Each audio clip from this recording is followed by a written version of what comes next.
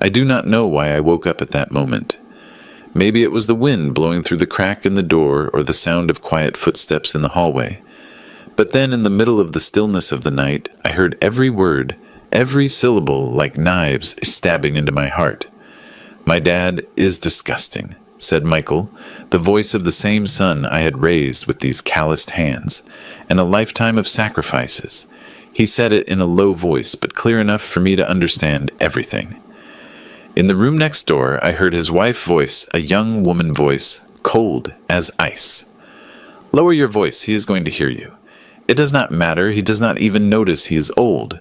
And then they both laughed, a dry laugh like dust. I remained motionless, not breathing, as if the slightest movement could break something inside my chest.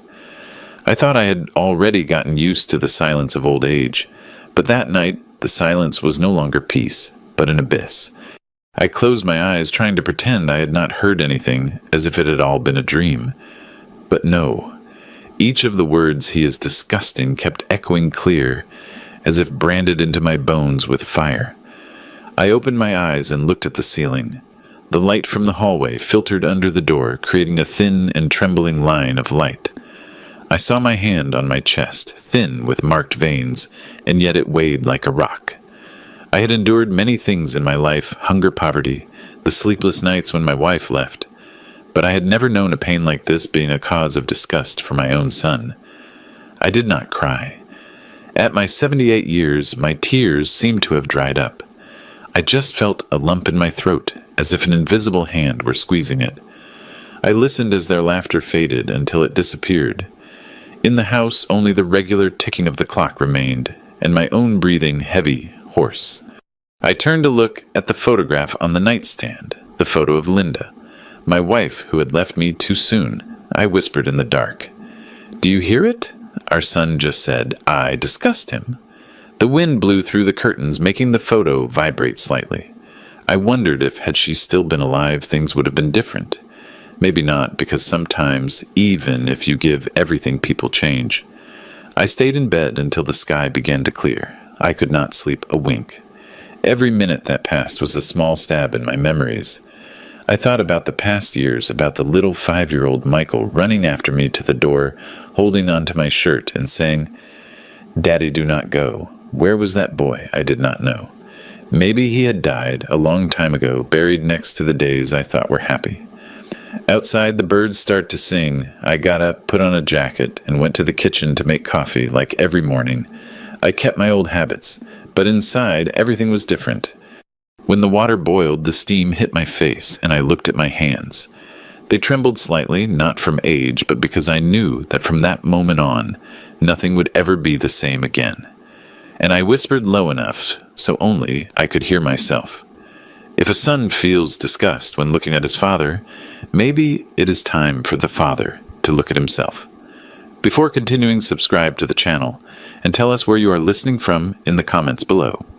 My name is Arthur Robinson, 78 years old, born in a small town in West Texas, where the land is dry, the wind kicks up dust, and people learn to grow with their hands and not with words.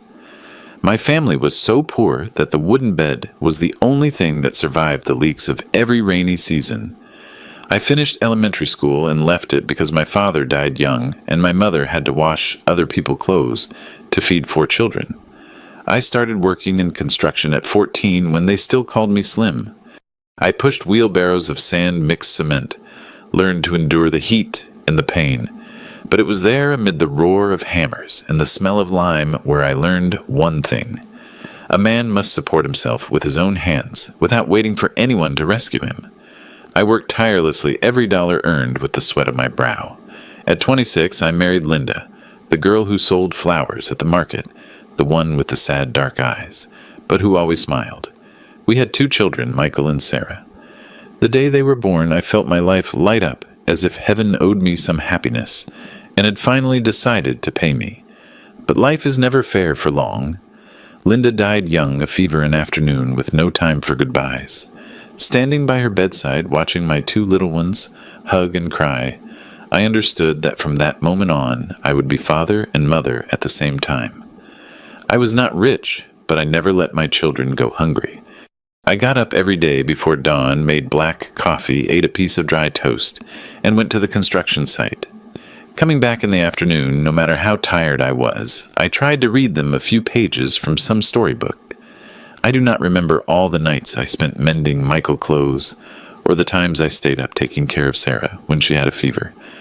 I only remember the smell of their hair, the scent of cheap soap, and a thank you daddy so low that only I could hear. That was what made me believe that all the effort was worth it. I felt proud seeing Michael go to a good college with a clean uniform and polished shoes. I bragged about him to my coworkers, telling them that he will be an engineer, not a bricklayer like me. I sold my only motorcycle to pay for his last year of college, and I still remember his graduation day. I was standing at the end of the row of seats, with my back soaked in sweat, but with a smile that would not fade. That was the day I believed all my sacrifices had been rewarded. And Sarah, my younger daughter, sweet, and of few words, so much like her mother. She always said, "Dad, you are the strongest man in the world." I laughed and answered her that I was just a man who knew how to endure. Years later, when work improved, I managed to open a small hardware store. It was not big, but it allowed me to hire someone and spend more time with my kids. I was able to buy my first house, the same one Michael would later call the old palace.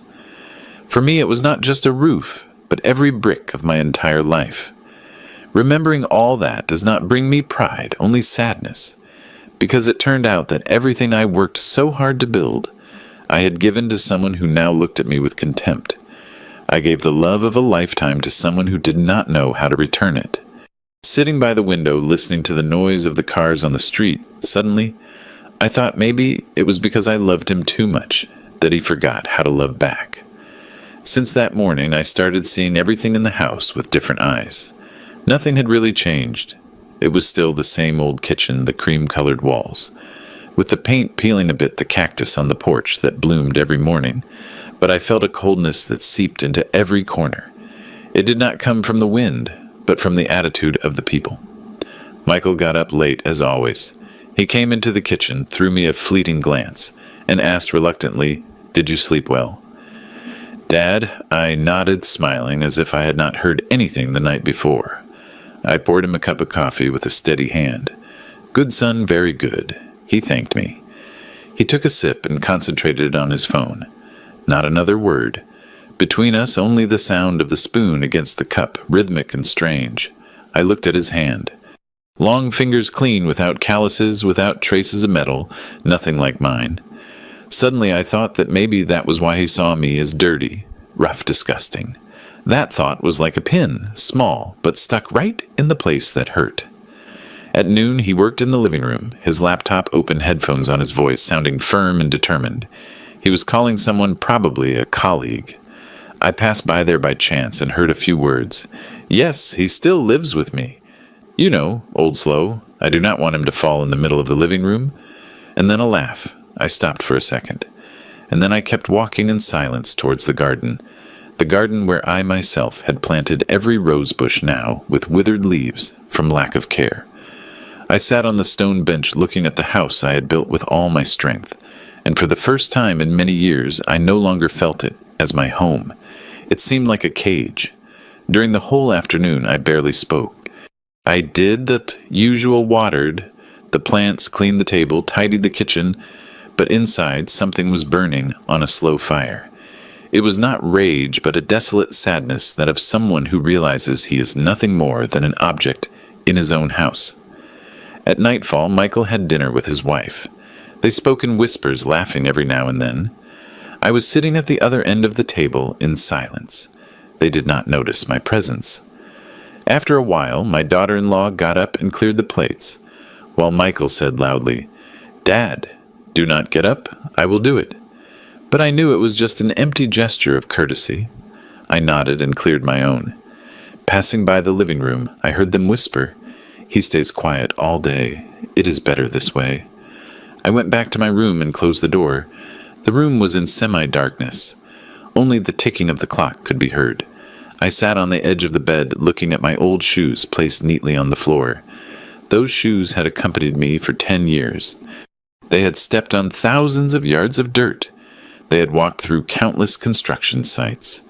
I bent down and dusted them off carefully. In that moment, I felt I was the last one who still remembered the past. That night, I did not sleep either. I sat by the window listening to the whistling of the wind between the bars, thinking of Linda of the days when I held little Michael in my arms. I asked myself, did I spoil him too much, to the point that he forgot what gratitude is? And then I understood. It is not time that distances people, but the silence between two hearts, when one no longer wants to listen, and the other does not dare to speak. I sighed and drank a sip of the cold coffee that was on the table. In the mirror, my reflection returned a tired look, but more lucid than ever. I knew that if I stayed in silence, sooner or later, I would disappear completely, even if I continued living in my own house.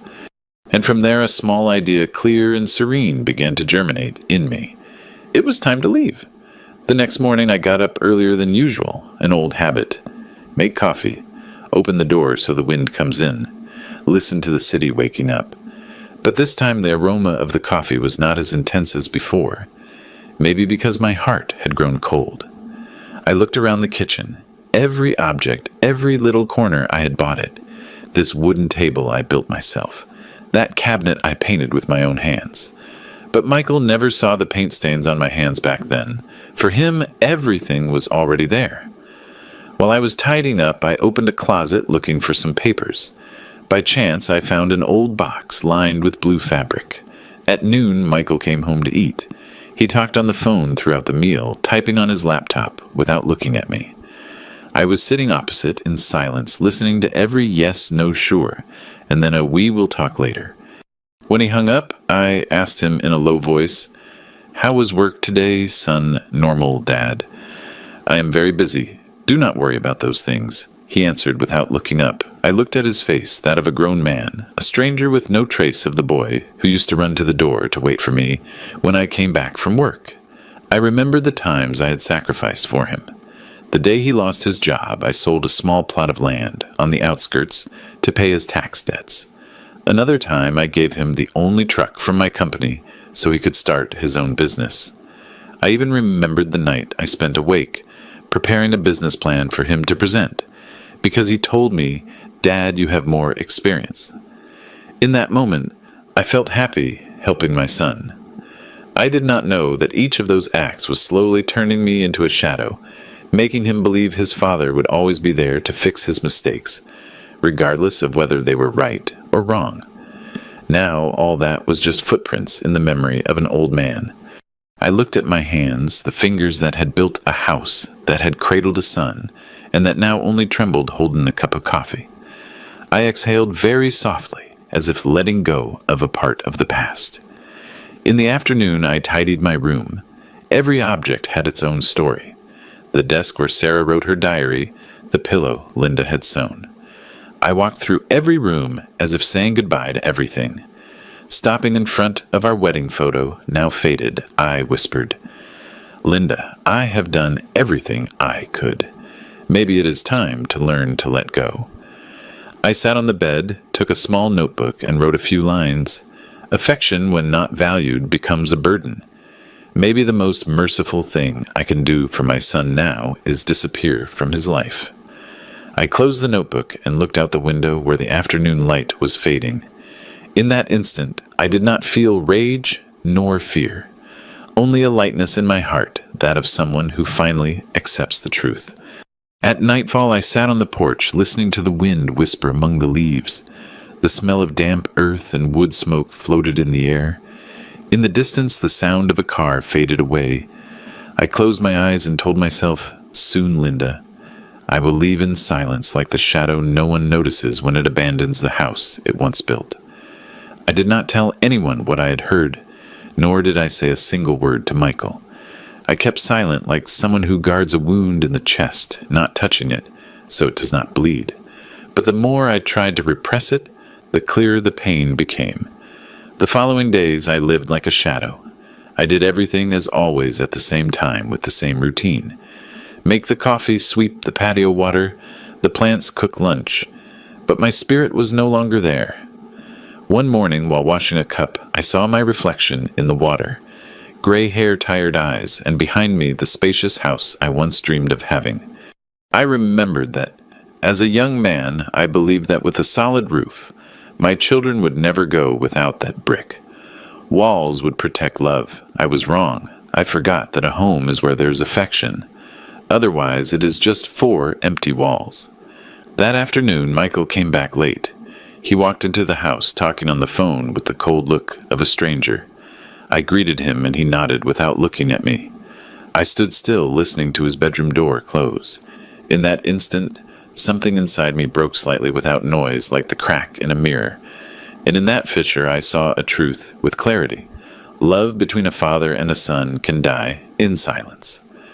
That night, I took the small notebook I always used to write down work things and opened a new page.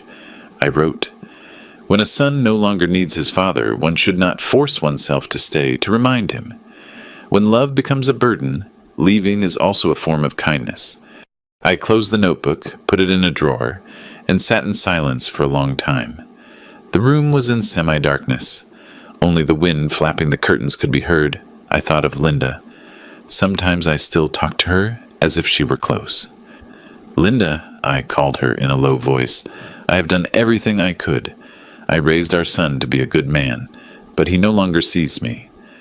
In the dark, the photo on the table vibrated slightly, and the yellowish light illuminated her face as if she nodded. The next day, I started gathering my few belongings. Not because I wanted to run away, but because I needed to put my soul in order to be able to leave. I gathered some clothes, some papers, a photo of Linda, and my father's old watch. Just enough for an old man seeking to find his peace again. In the afternoon, when Michael left the house, I walked through every room. The house was lit up, but it lacked warmth. I touched the walls, the small cracks I myself had filled with putty, and I thought in silence, "Maybe it is time." I did not feel rage nor resentment, nor did I feel like a failure. I just perceived one simple thing. It was the moment to recover my dignity. When a father realizes his son looks at him with contempt, he should not cling to that love, because it is no longer love. That night I did not sleep. I sat on the porch contemplating the moonlight on the tiles. A soft breeze brought the smell of wet earth. I took a deep breath and felt a strange calm. There were no more tears, only a serene determination. Leaving this place not to flee, but to start over. I whispered to the void, "Linda, I am going. This time it is not for work, but because I need to live the rest of my life as a person, not as a shadow in my own house." The next morning, when the sun was barely peeking over the rooftops, I opened the window, letting the wind enter with the damp smell of earth and the jasmine from the porch. The house was strangely silent. Only the dripping of the coffee and the beating of my heart could be heard, rhythmic and heavy. I looked around, feeling like every object was watching me. The wooden chair I built with my hands, the old wardrobe, with the scratch Sarah made as a child, the stained wall I always promised to repaint. Everything breathed the past, but it no longer belonged to me. I poured coffee into a cup with a slight tremor in my hand. I thought about that night, about tomorrow, and everything that would come. Everything seemed already organized inside me, without haste, without fear. I have lived long enough to understand that the important decisions in life are usually born in silence. I took Linda's photo from the shelf. She was still smiling with the same kind look as always. I sat on a chair, placed the photo on my knees, and spoke to her in a low voice. "Linda, if you were here, maybe everything would be different. I am tired. I do not want to hate my son, but I do not know how to love him anymore. I gave him everything, and maybe that was what made him forget my worth." The wind from the patio moved the curtain gently, making the light dance on the photo frame. I felt Linda was listening to me in silence, as always. But in that silence there was empathy, not judgment. I still remembered clearly the day of her death. Michael was only 5, Sarah 3. I promised her before her altar that I would raise them to be good people. I kept my word, but I never imagined that at the end of my life, the only thing I did not manage to teach my son was to be grateful. That noon I went to the bank. Leaving the bank, I walked back home. On the way, I passed the old hardware store where I was a customer for many years. The owner, a gray-haired old man, looked at me surprised. "Mr. Robinson, how long has it been? How can I help you?" I smiled slightly. "I came to ask something simple. If I wanted to sell a house, do you know someone trustworthy?" He nodded and wrote down the number of an older real estate agent, someone trustworthy. I thanked him, and with the paper in my hand, I went out to the street. The wind hit my face, but I felt lighter than ever. When I got home, Michael had not returned yet. I sat at the table, opened my notebook, and added a line. "It is not death that separates a father from a son, but indifference. When a father understands he is just an object in his house, he must find the door to leave on his own." I closed the notebook and put it in the drawer.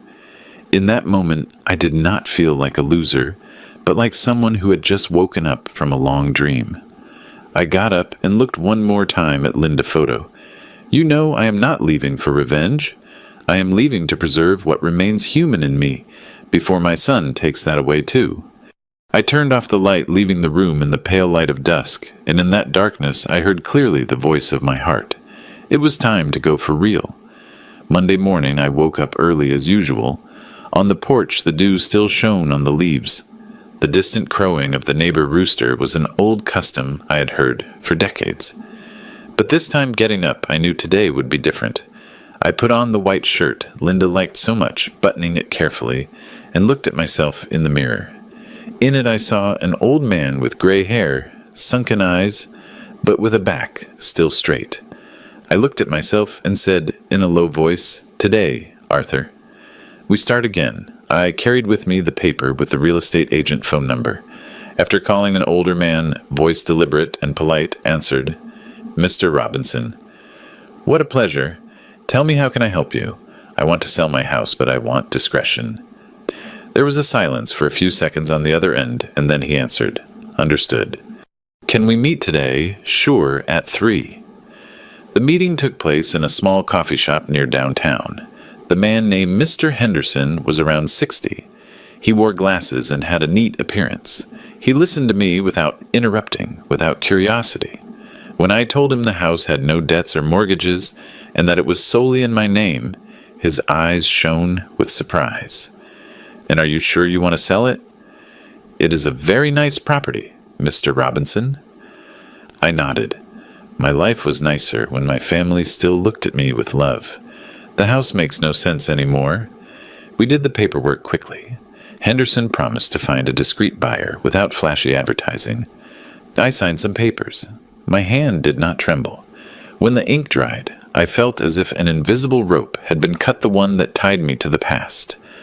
Walking back home in the afternoon, I went down the hallway, observing everything with a different look.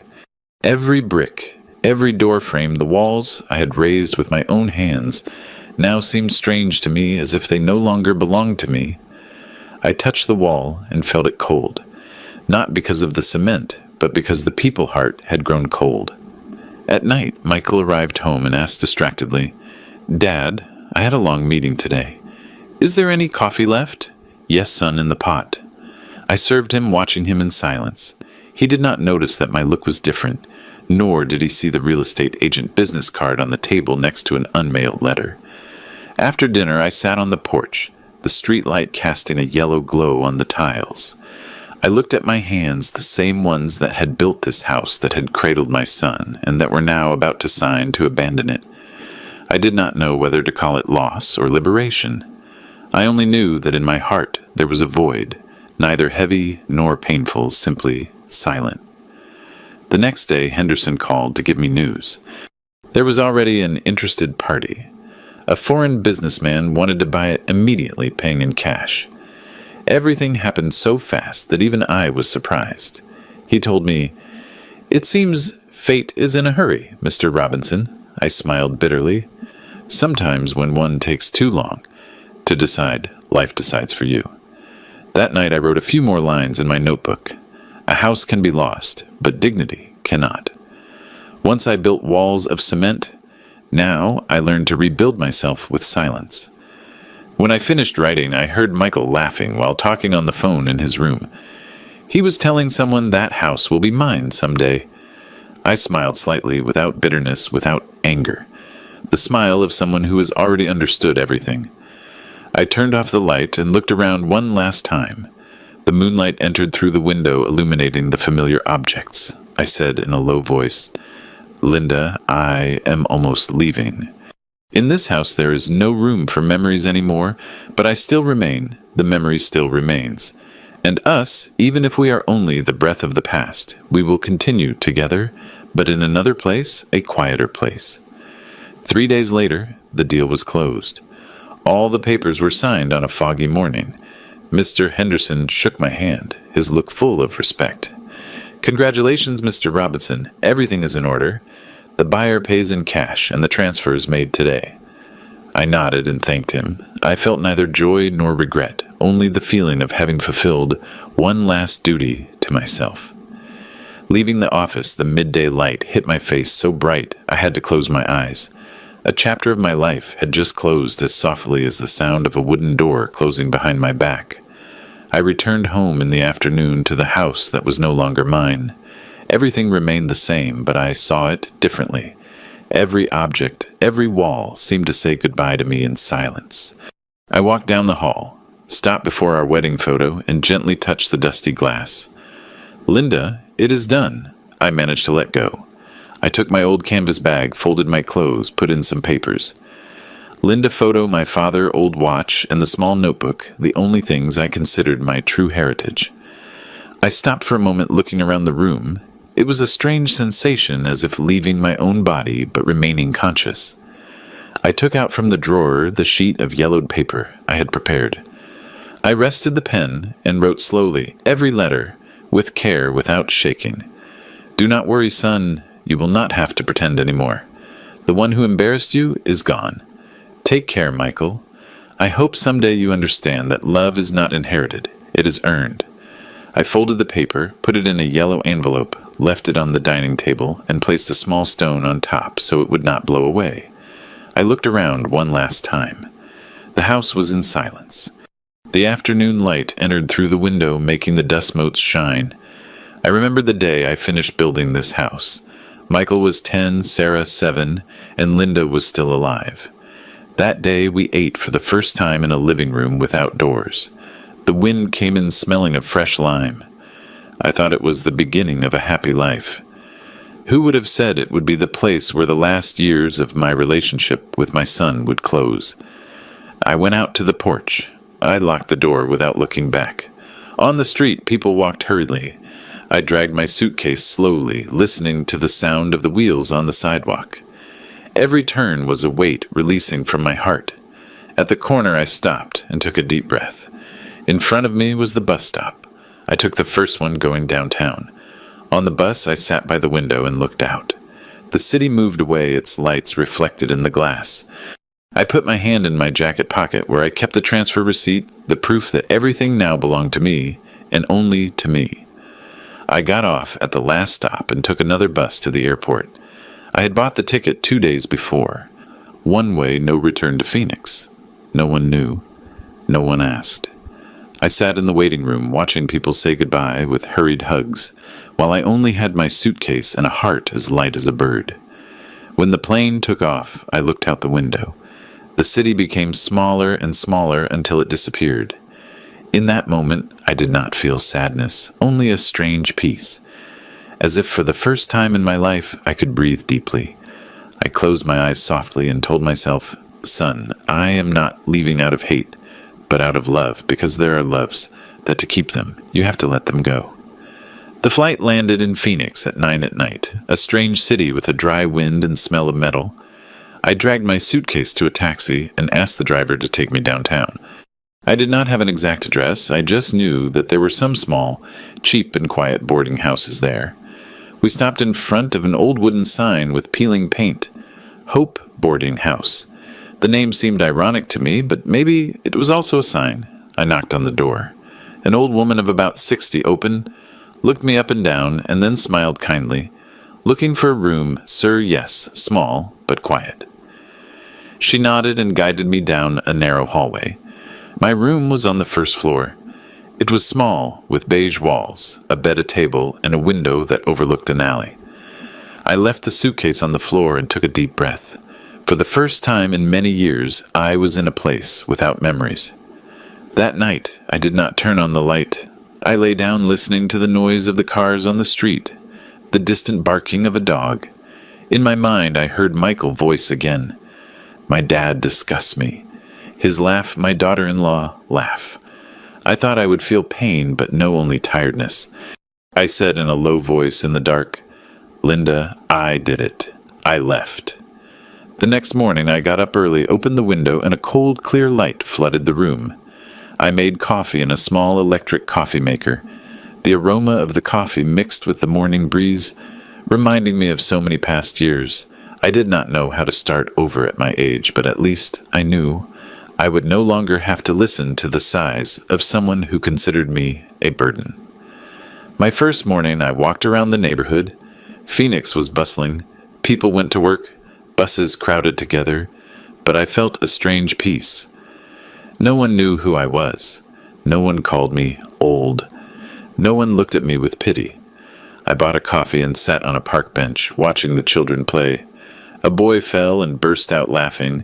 His father bent down to pick him up, wiped off the dust, and hugged him.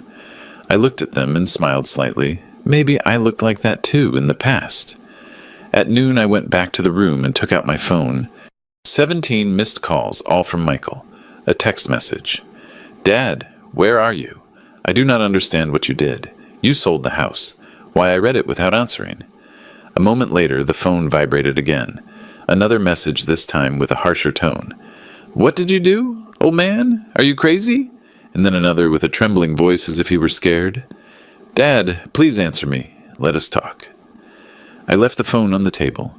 My heart did not beat as fast as I thought. I just felt a void, as if those words had arrived too late, when there was nothing left in me to answer.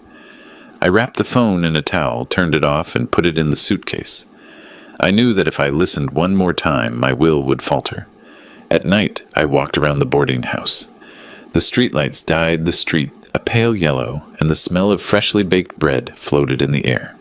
I heard some old men laughing in a grocery store, the music of a small bar, and I realized that although I was alone, I was still alive.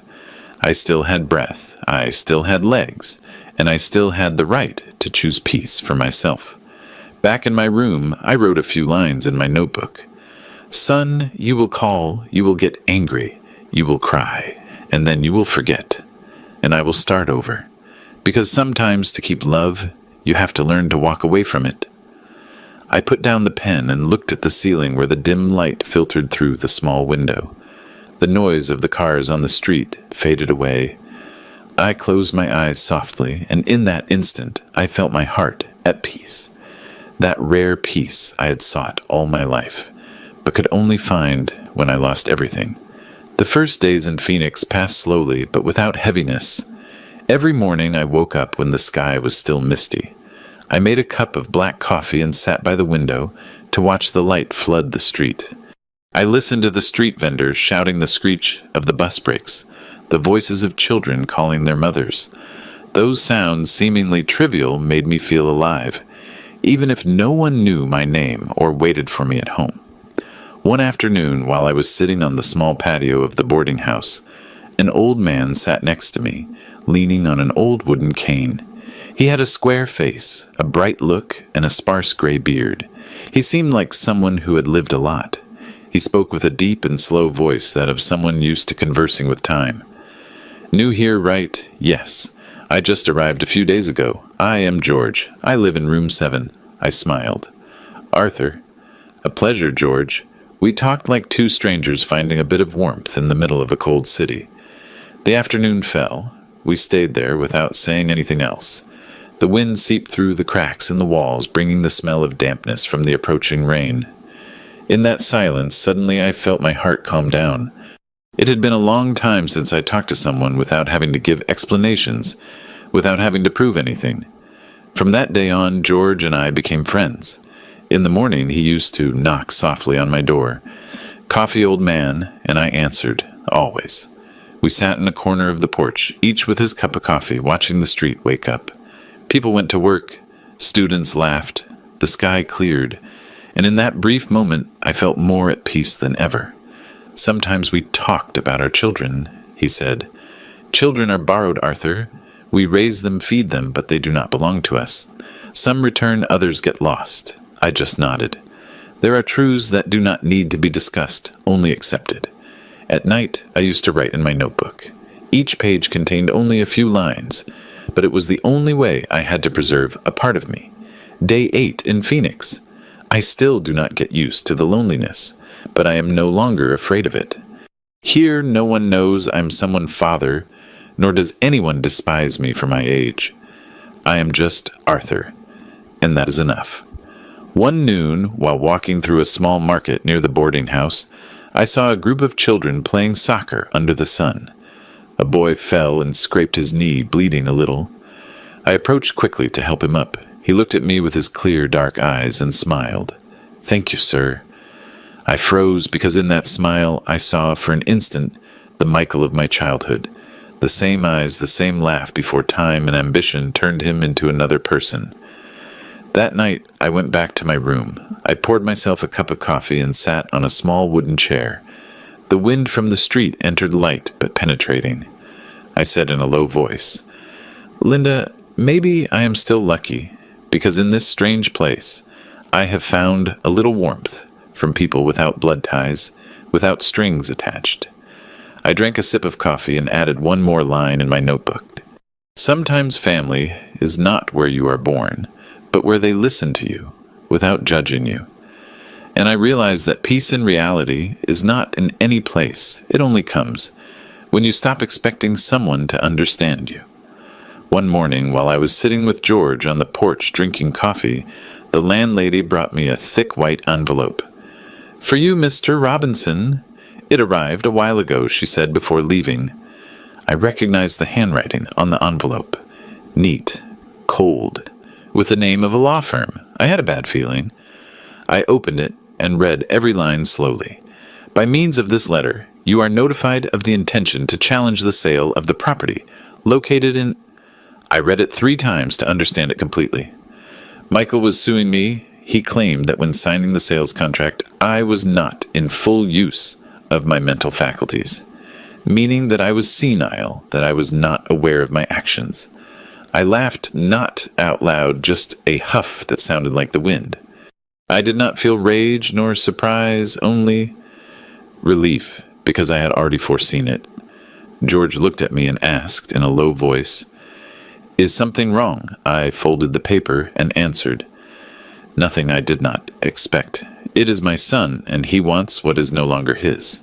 He just shook his head and said slowly, "When love does not teach respect, life takes charge." That afternoon I went to the bank. Mr. Lewis, the young advisor, recognized me immediately. I handed him a copy of the documents and said, "I am going to need certified copies of all the movements and a medical certificate from my doctor, the one we left on file." He understood instantly and nodded.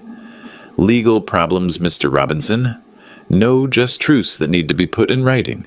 Before selling the house, I had done everything according to the law.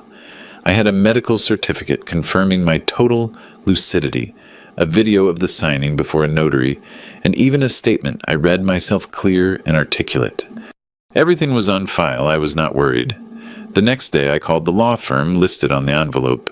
When the secretary answered, I said calmly, "This is Arthur Robinson.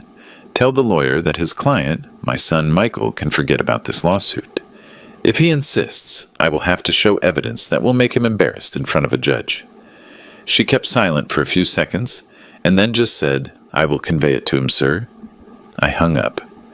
In the room, the afternoon light entered obliquely through the window, illuminating the still steaming cup of coffee.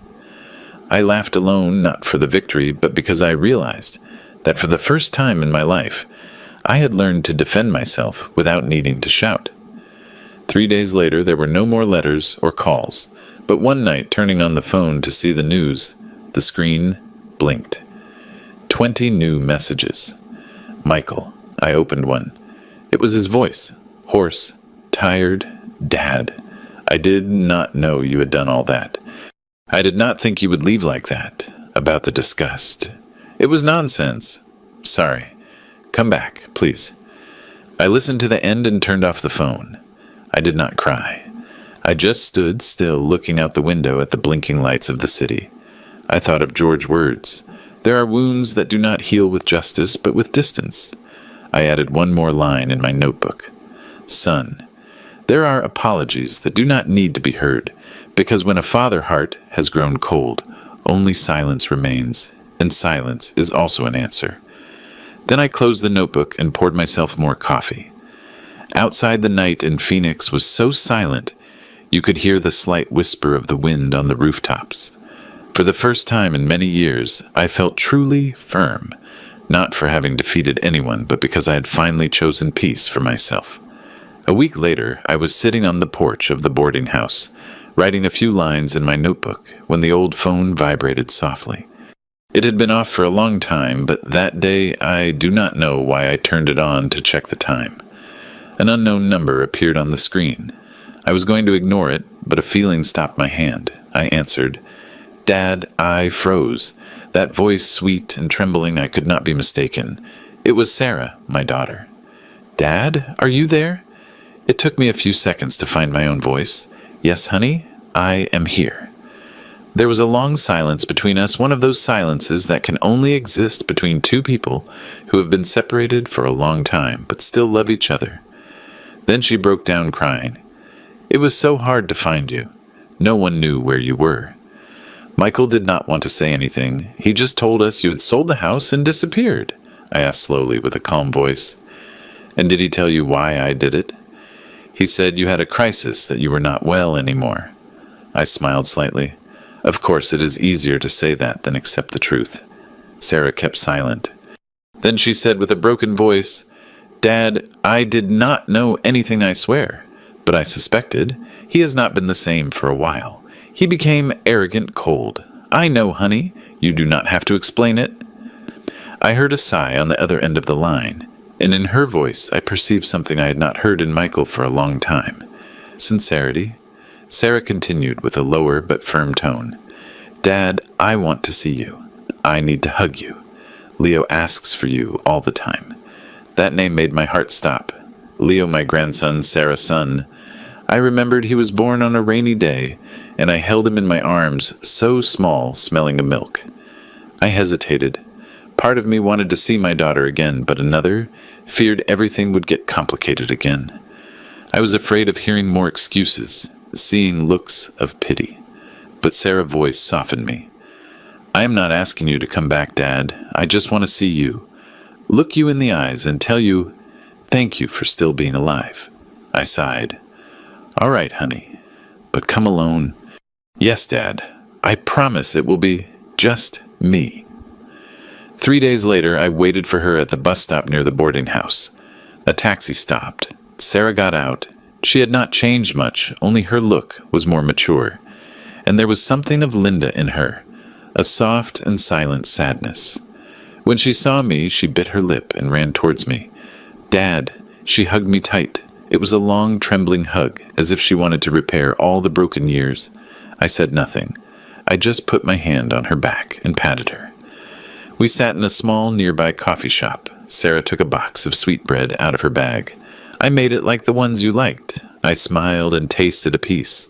The sweet and spicy taste of cinnamon spread through my mouth, bringing with it distant memories. She told me many things. About her work, about Leo, about how she missed her mother, about the years she kept silent for fear of Michael. I listened, without blaming her. When she stopped, I told her, Daughter, do not blame yourself. Everyone carries their story. Yours, at least, still has tenderness. She looked at me with damp eyes. Dad, can I come see you more often? I nodded, smiling. Always, honey. This door, although humble, will always be open for you. That afternoon, when Sarah left, I stayed alone in my small room. On the table was the box of bread, half eaten. I cut a piece, drank a sip of coffee, and looked out the window. Outside, the sunset was falling, dyeing the sky a fiery red. I wrote in my notebook, Sometimes love does not come from someone new, but returns through those you thought lost. Sarah has brought back Linda warmth, and maybe thanks to that, I will learn to love again without fear of being hurt.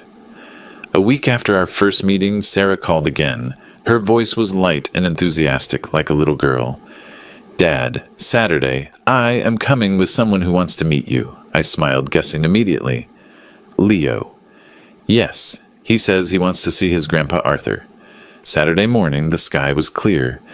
I got up early, tidied the room, cleaned the table, and set 2 cups of coffee and a glass of milk. I do not know why, but my hands trembled a little, as if I were about to meet something I had lost a long time ago. When the taxi stopped in front of the boarding house, I went out. Sarah opened the car door, and a boy of about 8 poked his head out with bright dark eyes. "You are my grandpa, Arthur, right? Yes, son." "I am." He smiled and handed me a small ball. "Will you play with me after breakfast?" I nodded with a lump in my throat that prevented me from speaking. The 3 of us sat in the small room. Sarah had brought sweetbread, and the aroma of flour and cinnamon flooded everything. Leo talked to me about his school, the neighbor dog, that he wanted to learn to play the guitar. I listened and smiled. Every time he said Grandpa, I felt like a piece of my heart was being repaired. After breakfast, we went to a nearby park. I sat on a stone bench watching him play soccer, laughing out loud. A soft breeze blew, lifting the dry leaves. In that moment, I remembered Michael when he was little. The same bright eyes, the same laugh. A shadow of sadness grazed me, but then I told myself, not all children grow up to forget love. Leo ran towards me and dropped down next to me, breathless. "Grandpa, Mom says you make the best coffee in the world." I burst out laughing. "It could be, but only when there is good company." He looked up, tilting his head. "And why didn't you live with us?" "Mom said you were traveling." I looked into his clear eyes. I could not lie to him, but I could not tell him the whole truth either. Sometimes adults also need to find their place, son. He stayed silent for a moment and then nodded. "And now you found it? I think so." He smiled and suddenly hugged me. A small, warm, and sincere hug. At nightfall, Sarah said it was time to go. Leo did not want to. He grabbed my hand tightly. "Can I come back, Grandpa?" "Sure, whenever you want." When they were out of sight, I stayed at the door for a good while, watching the dusty street. On the bench, his small ball had remained. I picked it up, dusted it off, and placed it next to the window. That night, I did not sleep. I sat down to write in my notebook with trembling but firm handwriting. Today they called me Grandpa again. Sometimes life takes a son and gives you back a grandson as a way to remind you that love does not die. It just changes form. I closed the notebook, listening to the wind outside. I no longer felt alone. In my heart, a small spring had just begun. Since Sarah and Leo found me, my life acquired a new rhythm. Saturday afternoons no longer passed in prolonged silence. They arrived bringing with them laughter, the smell of sweet bread, and the scent of soap from a child's hair. Leo used to run around the small patio, laughing out loud while I, sitting in a chair, watched mother and son as if I were seeing a part of my lost life return to me. One day, George suggested I go with him to the community center. He said they organized meetings for seniors. They played chess, told stories, shared life experiences. I hesitated. It had been a long time since I was in a crowd, and part of me still feared people would see an old man abandoned by a son. But George said, "Sometimes when you tell your story, you lend courage to another who still does not dare to speak." I thought about it all night and finally accepted. That afternoon, I put on my oldest shirt, took my notebook, and entered a small meeting room. There were more than 20 people of different ages sitting around a round table. They told stories about old age, about children living far away, about loneliness. Some laughed, others cried. When my turn came, I stood up, hands trembling slightly. "My name is Arthur Robinson," I began with a hoarse voice, "and I sold my house because I heard my son say I disgust him." The room went silent. I could hear the slight creak of a wooden chair. I told my story without haste, without drama, like someone pulling thorns from the heart. I spoke of my life, of work, of Linda, of Michael, of the night I heard those words, and of my decision to leave in silence. With every sentence, I felt like the wind blew over an old wound, stinging, but at the same time drying it. When I finished, no one said anything. A tiny old woman with completely white hair got up, hugged me, and said in a low voice, "Thank you, Mr. Robinson. You said what many of us feel and keep quiet." And then the whole room applauded. It was not a loud applause, but soft, sincere. In that moment, I realized I was not alone. I was not the only one forgotten by his children.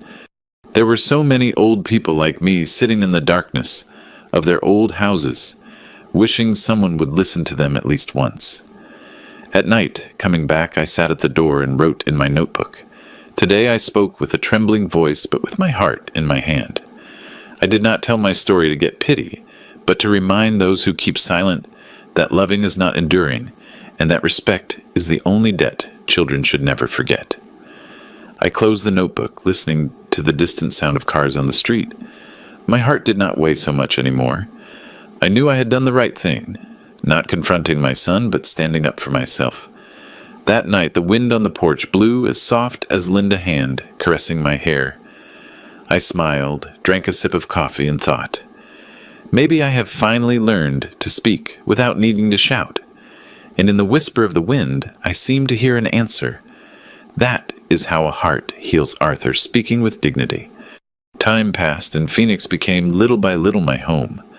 I acquired the habit of going in the morning to the market to buy bread, in the afternoon having coffee with George, and at night writing a few lines in my notebook before sleeping. Weekends, Sarah and Leo came to visit, bringing with them laughter, smell of cinnamon, and simple happiness. I thought my life had finally found peace, but life rarely remains silent for long. One afternoon, Sarah came alone. As soon as she entered, I saw the heaviness in her face. She left her bag on the table and sat in silence for a moment. "Dad, I have to tell you something, but promise me you will not get angry." I nodded slightly. "Tell me, honey." She took a deep breath. "It is Michael. He is bad. Very bad. They fired him from work." I kept silent. Sarah continued with a slow voice. "There was an audit. They found strange movements. He denies it, but everyone knows it was him. He is desperate." I looked out the window. The last light of day illuminated my hands, which trembled not from fear, but from pity. Pity for a son who did not know how to stop in time, I asked in a low voice. "And what do you think I should do?" Sarah lowered her head. "Nothing, Dad. I just wanted you to know. He did not ask me to come, but I know how he is. When he feels cornered, he attacks." I nodded, understanding immediately. Michael had always been like that. When he lost control, he looked for someone to blame, and usually that person was me. That night, I could not sleep. I went out to the porch and sat down to look at the starry sky of Phoenix. I remembered every stage of my life, the years of exhausting work to raise my children, the long nights with no company but the sound of the wind. I sighed. There are children we love with all our soul, but that love cannot save them, because they do not need love. They need consequences. The next day, George came to visit. I told him briefly about Michael. He listened and then said, "Do not carry it any more, Arthur. Parents teach, life corrects." That phrase echoed in my head all day. At night, I opened my notebook again and wrote, "I am not angry with my son, but I will not save him anymore. Because if I keep holding out my hand, he will never learn to get up on his own. Sometimes kindness must also have limits." Sarah returned 2 days later. She said Michael was trying to contact me, asking her to give me a message. I just asked her, "Did he ask you to intervene?" "Yes, but I will not do it. I think he is finally hitting rock bottom." I looked at my daughter and took her hand. "Daughter, if he comes, do not open the door without thinking. A desperate man does not seek redemption, he seeks refuge." She nodded with red eyes. When she left, I stayed sitting in the dark with the yellow light of a lamp projected on the wall. It started to rain. Small, constant, sad drops. I did not pray for Michael to suffer, nor for him to be happy. I only prayed for him to see himself before it was too late. I said in a low voice to the night, "Linda, I am afraid this time he will knock on the door again, and I will have to learn to say no." 3 weeks later, what I feared happened. Early one morning, I received a letter from a lawyer I knew back home. I opened it. The handwriting was clear, and the first sentence squeezed my heart. Your son, Michael Robinson, has attempted to use your name to guarantee an unpaid loan. I read it several times, feeling not rage, but a silent sadness. It turned out that even after disappearing, Michael was still trying to drag me into his chaos. I did not get angry. I just felt pity for a man who had lost even his honor without realizing it. I went to see Mr. Lewis at the bank in Phoenix.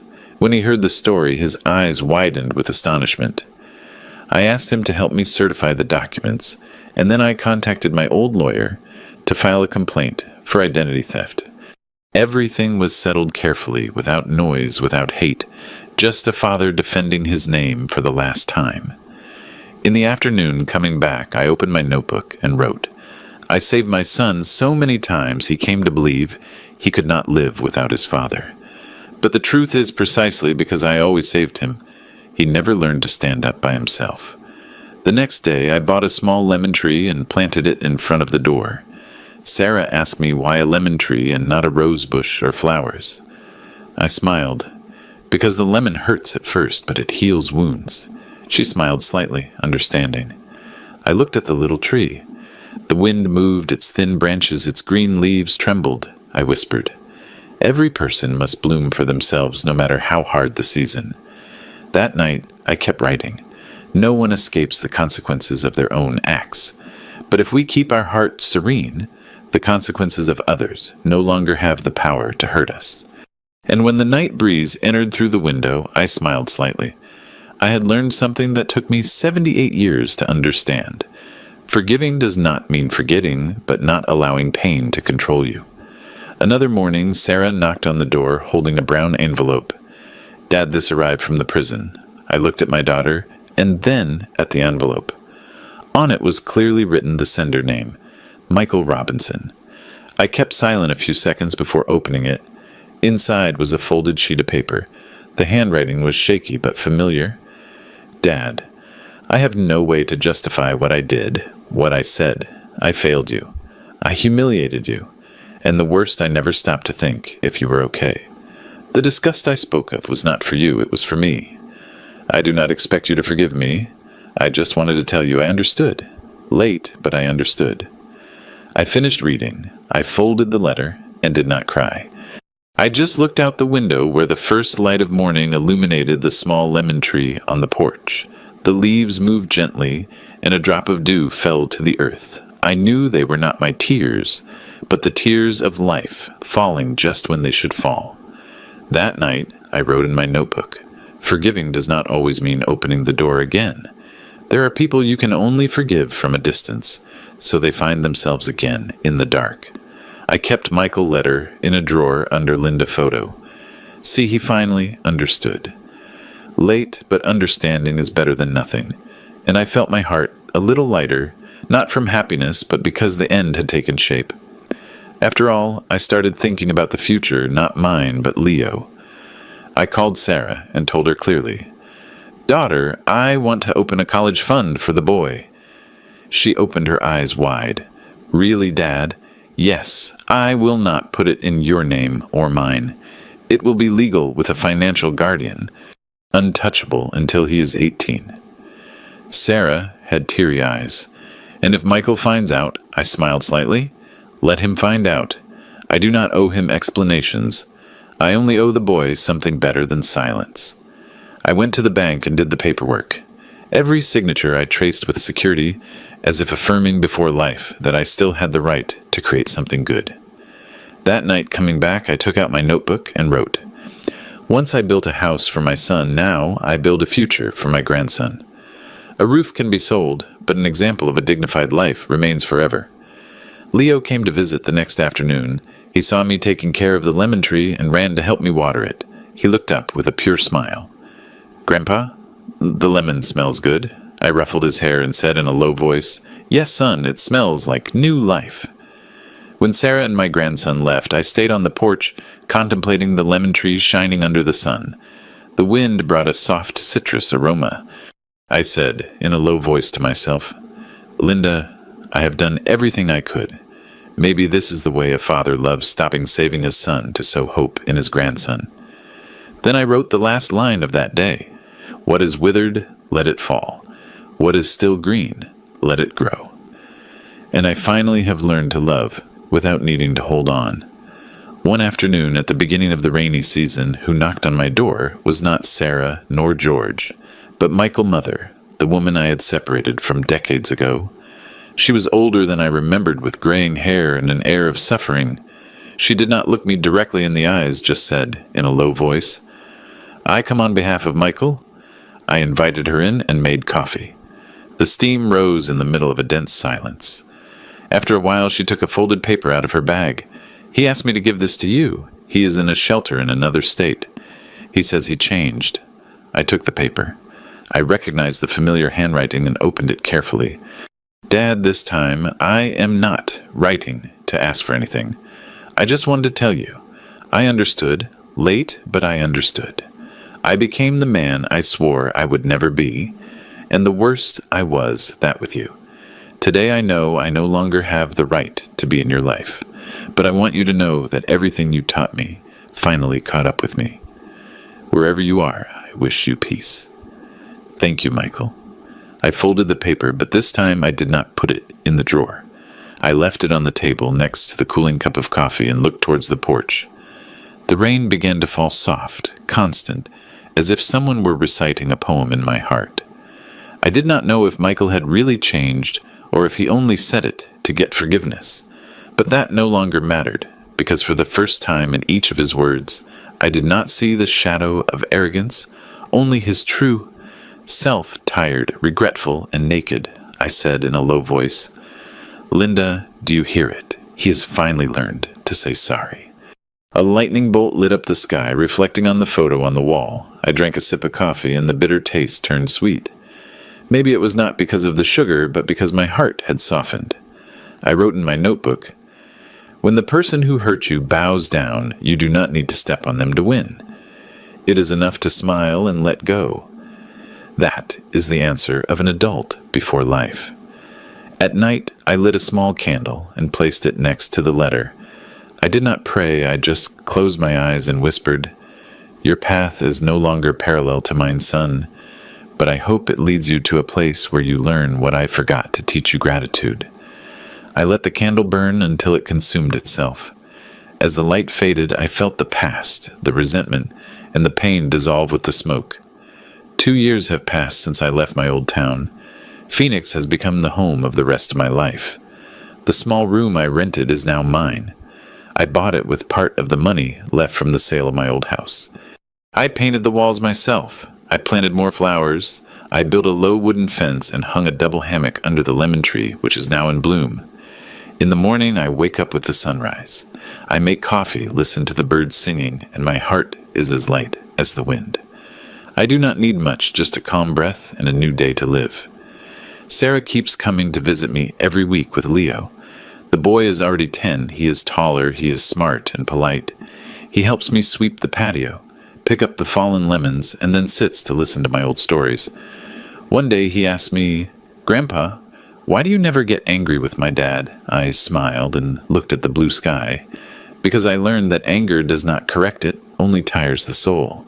He nodded as if he understood. In the afternoons, Sarah and I drink coffee and talk about her work, about the small bakery that little by little is prospering. She smiles more. Her look is no longer as sad as the first day we met again. I look at my daughter, and a silent calm floods my heart. I lost a son, but life gave me back 2 beautiful souls, Sarah and Leo. One day, while the sunset was falling, I sat in the hammock and wrote the last lines in my old notebook. I used to think justice was making whoever hurt you suffer double. Now I understand that true justice is living in peace, without that person having the power to hurt you anymore. I closed the notebook and left it next to my cup of coffee.